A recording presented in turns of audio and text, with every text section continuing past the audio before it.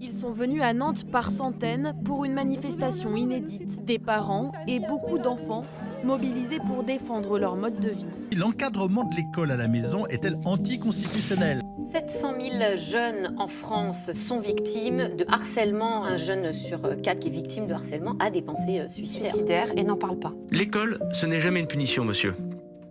Jamais une punition. Non mais c'est une liberté. C'est une liberté, l'enseignement. Aujourd'hui, plus de 50 000 enfants suivent l'instruction à domicile. Un chiffre qui augmente chaque année. Dès la rentrée 2021, l'instruction à l'école sera rendue obligatoire pour tous, dès 3 ans. L'instruction à domicile sera strictement limitée, notamment aux impératifs de santé.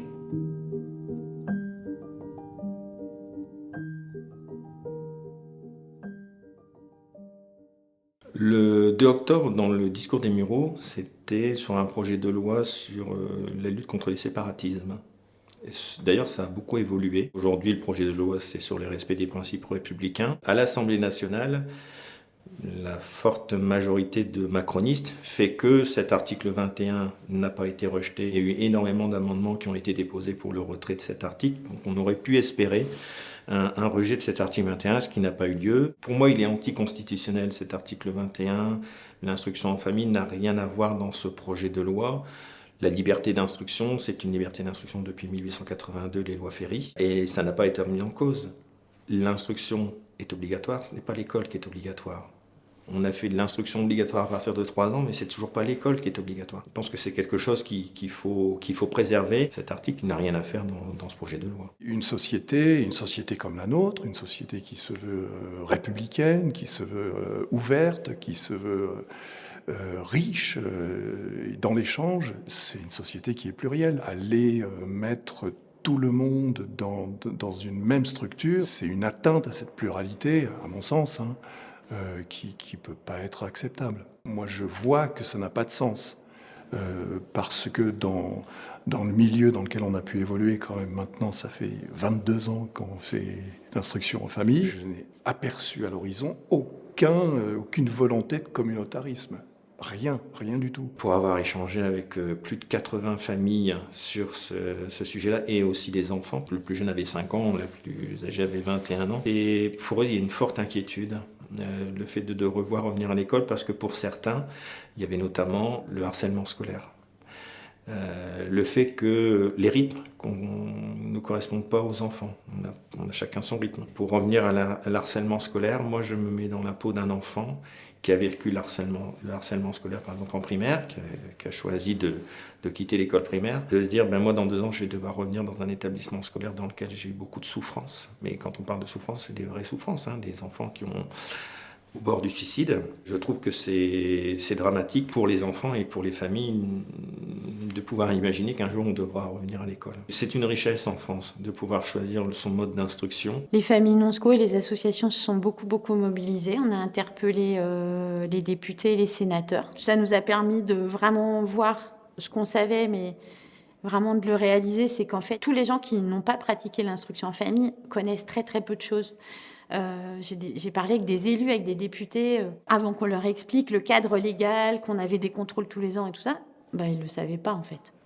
Donc ça aussi, c'est propice à n'importe quel fantasme qui permet de pondre une loi liberticide en fait. Quand le 8 octobre, je suis devenu député et que j'ai pris à bras-le-corps ce sujet-là, pour moi, il y avait aussi une volonté d'aller convaincre mes collègues députés. On est amené à voter beaucoup.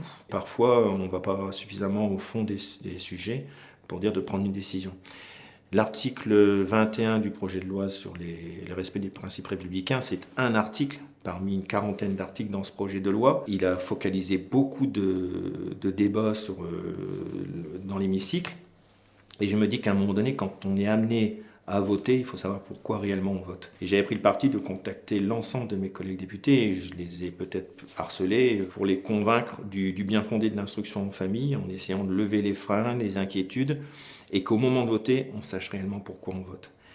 Malheureusement, je n'ai pas réussi, puisque dans l'article 21, le souhait, il y avait un article de retrait qui n'a pas été accepté. Et après, il y a eu le vote global sur ce projet de loi. Moi, je n'étais pas du tout inquiet.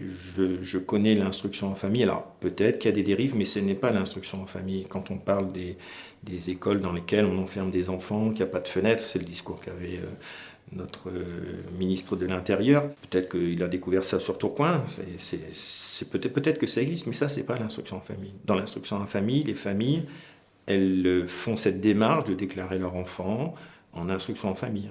Le reste, ça n'est pas de l'instruction en famille. Moi, j'ai pas d'inquiétude par rapport à ce qui puisse s'y passer.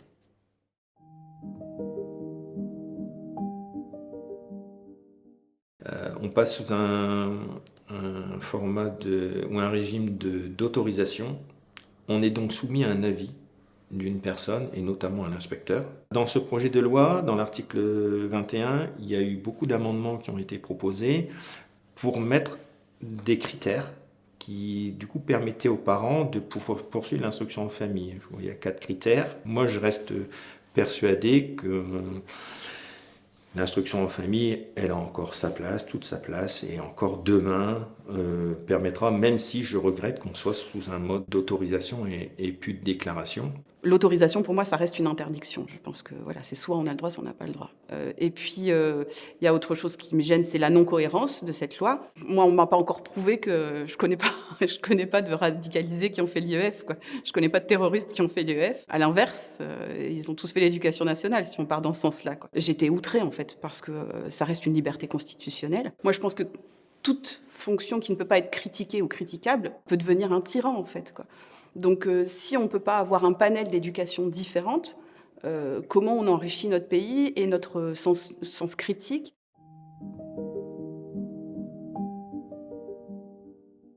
Est-ce que l'école change? Est-ce que l'école doit changer? Est-ce que dans les façons d'apprendre, on doit changer? Je pense qu'on doit changer beaucoup. L'école, c'est un chantier permanent. Il faut beaucoup observer, il faut beaucoup réfléchir, il faut essayer des choses dans l'école. Et puis à partir de ce qui marche pas, il faut laisser tomber. Ce qui marche bien, faut le partager à d'autres. Quand j'ai commencé à multiplier les postes sur l'instruction en famille, sur le groupe que j'ai créé, Éducation Culture, j'ai eu des collègues enseignants qui m'ont interpellé. Notamment quelques-uns dont j'étais leur décharge quand j'étais enseignant. Et qui me disent c'est bien ce que tu fais. C'est bien ce que tu dis parce que nous-mêmes, on rencontre des difficultés avec des enfants et que ce serait grave si on réintégrait certains des enfants qui sont partis à un moment donné parce qu'il y avait des problématiques à l'école, que ça ne convenait pas à l'école, si on obligeait ces enfants-là à revenir en classe, ça nous poserait difficulté à nous, parce qu'on ne saurait pas quoi faire. C'est terrible d'un enseignant de dire ça, pour certains enfants, on n'a pas la solution. Parfois, il y a aussi certains enseignants qui ont une réticence par rapport aux familles, sur le fait que les enfants ne sont pas scolarisés, pour eux ça peut poser problème, mais je pense que c'est parce qu'il y a une méconnaissance. Et que ce sont deux mondes qui parfois s'ignorent, ne se connaissent pas. À la fois d'instruction en famille, qui parfois est très critique vis-à-vis de l'école, mais aussi l'école qui est aussi critique de ce que les parents peuvent bien faire chez eux. Mais il faudrait les faire rencontrer. Une famille, c'est un mode d'éducation, c'est un mode d'instruction, c'est une pédagogie particulière. Et bien, il faudrait que ces pédagogies qui réussissent, ils puissent de temps en temps se rencontrer avec les enseignants. L'éducation nationale, elle aurait tout intérêt à s'intéresser à ce qui se passe dans l'instruction en famille. C'est pas toujours un problème des enseignants. Il y a des enseignants qui ont cette volonté de faire ça, d'ouvrir l'école. C'est plus l'administration, la hiérarchie, qui fait que ça ne peut pas avoir lieu. C'est pas juste autoriser l'instruction en famille, c'est quelque chose qui, je pense, devrait être aidé, devrait être soutenu financièrement, avec des personnes ressources, avec des lieux ressources, un réseau de soutien à repenser. Je pense qu'il y a des questions de fond. Il y a tout un débat de fond sur comment on souhaite accompagner les enfants et les familles, conseiller, accompagner, soutenu, pas juste contrôler, ficher, réprimander. Et il y a eu une proposition d'un amendement qui était que chaque enfant, celui-là il était accepté, que chaque enfant qui est en instruction en famille ait un numéro INE. C'est le numéro de l'éducation nationale. Chaque enfant a un numéro. Les enfants en instruction en famille aujourd'hui ne l'ont pas. Donc ce serait bien que chacun l'ait et qu'il soit raccroché à une école. Peu importe l'école, ils habitent dans une commune, et bien que cet enfant-là soit connu. C'est pas une question de flicage ou de savoir où ils sont, mais au moins il est rattaché à un établissement scolaire, quitte à ce qu'il compte même dans les effectifs, même s'il n'est pas scolarisé dans l'école. Mais que quand il y a une activité, par exemple, de sport, ou quand il y a une activité d'art plastique, ou peut-être même des maths, enfin je sais pas, mais qu'à un moment donné, il puisse y avoir cette passerelle-là. Mais pour ça, il faut que l'école elle soit davantage ouverte.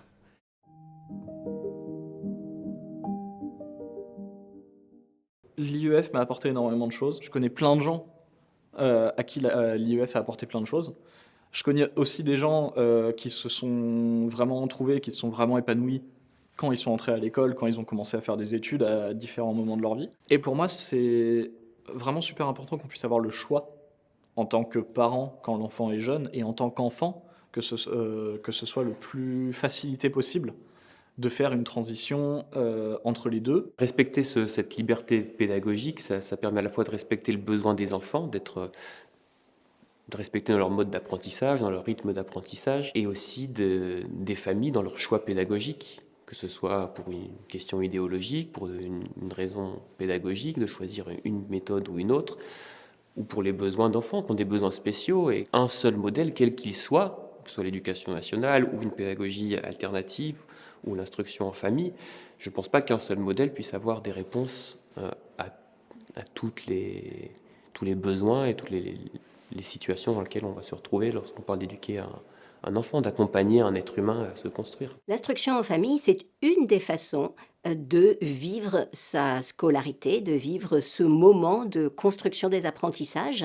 Et ça me paraît vraiment important qu'il y ait une diversité de choix et que certains enfants puissent aller à l'école, dans différentes écoles. C'est important, je pense, qu'il y ait une pluralité d'offres. Il y a deux aspects vraiment importants. Déjà, le côté de la liberté, c'est un droit fondamental que de pouvoir choisir l'éducation de nos enfants. Nier ce droit, c'est quelque chose qui est inimaginable pour moi. Même si on est dans une époque où les droits, les libertés se réduisent de plus en plus, toucher à ça, c'est quand même quelque chose qui a des conséquences énormes et pas dans le bon sens, je pense. Il reste pas grand-chose de démocratie dans un pays, je pense, une fois qu'on a renoncé à ça. La question de la liberté, puis la question de la diversité, c'est une richesse culturelle, c'est une richesse dans la biodiversité humaine qui est fondamentale. C'est difficile pour moi d'imaginer de vivre dans une société où il n'y a plus ce droit, en fait. Le système scolaire actuel, il n'est pas très bien fait, en fait. Il manque, il ne s'est pas adapté pour pas mal de gens. Les profs sont soit mal formés, soit sont surtravaillés, donc ne sont pas forcément hyper compétents dans chaque établissement, ça dépend de là où on est. Et que du coup, dans le cas là où on est dans un établissement problématique, où on a des problèmes avec les autres élèves, il faut une option de secours. Il y aurait moins besoin de l'IEF si l'éducation nationale était mieux faite. Les élèves sont plus inclus dans la prise de décision. Les gens qui sont professionnels dans ces métiers-là ont étudié des sujets et savent d'un sens de quoi ils parlent, mais en même temps, c'est pas eux qui le vivent. Les personnes qui le vivent, qui devraient avoir plus de choix aussi sur comment ils apprennent, en fait, tout simplement. Les enfants qui sont harcelés, les problèmes relationnels avec les professeurs, ça existe. Tout ça, comment on fait, qu'est-ce qu'on fait après de nos enfants si on n'a pas cette porte de sortie? Ou s'il faut attendre l'aval, sachant qu'on sait comment l'administration fonctionne de nos jours, l'aval d'une personne qui demandera l'aval d'une autre personne et encore d'une autre personne. En attendant, on a nos enfants, quoi. Moi, Tessa, elle a fait 5 ans d'éducation nationale, elle s'est adaptée à tout. Elle a fait son travail, quoi. Elle a tenté, elle l'a essayé jusqu'au maximum, jusqu'à ce qu'elle puisse plus, en fait, quoi. Et je pense que là, c'est de mon devoir et du devoir de l'État de lui laisser cette porte de sortie. Pour moi, le fait que ce soit une autorisation, ça met une épée de Damoclès au-dessus des familles, au-dessus des enfants, où en fait le futur est jamais certain. Et si le futur est jamais certain, c'est dur de se projeter. Si j'avais pas pu faire l'instruction en famille, je serais pas ce que je suis aujourd'hui. Je pense pas que je pourrais être autant épanouie, autant heureuse de tout ce que j'ai rencontré. J'aurais pas pu vivre autant d'expériences que j'ai vécues en étant instruite en famille. Il n'y a pas d'idéal qui puisse correspondre à chaque enfant. Et donc, en fait, l'idéal, c'est que chaque enfant puisse être libre de choisir la voie qui lui convient. Et j'ajouterais, c'est pas un choix qu'on fait une fois pour toutes dans sa vie. Ce qui est important, c'est qu'on puisse rechoisir. Une année, je vais à l'école, une année, je vais pas à l'école, une année, je fais ceci, une année, je fais cela, en fonction de mes besoins et en fonction de comment je grandis mieux. Il y a d'autres solutions aussi pour permettre à ce que chacun des enfants puisse s'épanouir. J'aime bien l'école, c'est pas fait pour tous les enfants. Le texte a été voté le 23 juillet à l'Assemblée nationale et malgré un nombre exceptionnel de contributions extérieures, le Conseil constitutionnel a validé le projet de loi en émettant simplement une réserve de constitutionnalité sur le décret à venir. Jusqu'à la fin de l'année 2021-2022, les familles peuvent prendre la décision de l'instruction en famille sur simple déclaration à la mairie et au directeur académique des services de l'éducation nationale. À partir de la rentrée 2022, si les familles étaient en instruction en famille en 2021-2022 et qu'elles ont eu un contrôle positif, elles seront autorisées à instruire leurs enfants jusqu'à la rentrée 2024. Par contre, les familles qui souhaiteraient commencer l'instruction en famille devront demander une autorisation selon les motifs prévus par la loi. Alors, quels sont ces motifs? L'état de santé de l'enfant ou le handicap, la pratique d'activités sportives ou artistiques de façon intensive, l'itinérance ou l'éloignement géographique d'une école. Le quatrième motif, la situation propre à l'enfant et à condition de prouver que les parents sont en capacité d'instruire. Ce dernier point est assez vague et nous attendons le décret pour connaître les modalités. La nouvelle loi vient prévoir notamment la création d'une instance départementale chargée de la prévention de l'évitement scolaire, une enquête de la mairie qui désormais vient vérifier la réalité des motifs avancés par les personnes responsables. Certains articles de cette loi nous inquiètent tout particulièrement puisqu'elle permet désormais à l'Éducation nationale de convoquer l'enfant, ses responsables et là où les personnes chargées de l'instruire pour apprécier la situation de l'enfant et de sa famille et vérifier leur capacité à assurer l'instruction en famille. Sur quels critères? Mais aussi, si la famille a été concernée par une information préoccupante, l'Éducation nationale peut en être informée par le conseil départemental et l'autorisation d'instruction en famille peut être suspendue ou abrogée. Pour rappel, une information préoccupante, ça s'appelle plus communément un signalement, et ça peut être effectué, y compris de manière anonyme, par tout un chacun. Une autre disposition nous préoccupe tout particulièrement, c'est celle qui concerne le harcèlement ou la phobie scolaire, et puisque la mise à l'abri de l'enfant par rapport à la situation de violence ou de mal-être qu'il peut vivre sera soumise, elle aussi, à l'autorisation et devra se réaliser en concertation avec le directeur de l'établissement d'enseignement. Enfin, nous attendons que le décret précise la composition de la cellule qui étudiera les recours des familles en cas de refus et espérons qu'elle ne sera pas à la fois juge et partie comme le laisse présager le projet de décret. Des actions sont envisagées auprès du Conseil d'État contre le décret, auprès des tribunaux administratifs en cas de refus d'autorisation, et auprès de la Commission européenne des droits de l'homme. On reste mobilisés, nous sommes bien accompagnés pour la défense du droit fondamental au choix du mode d'instruction.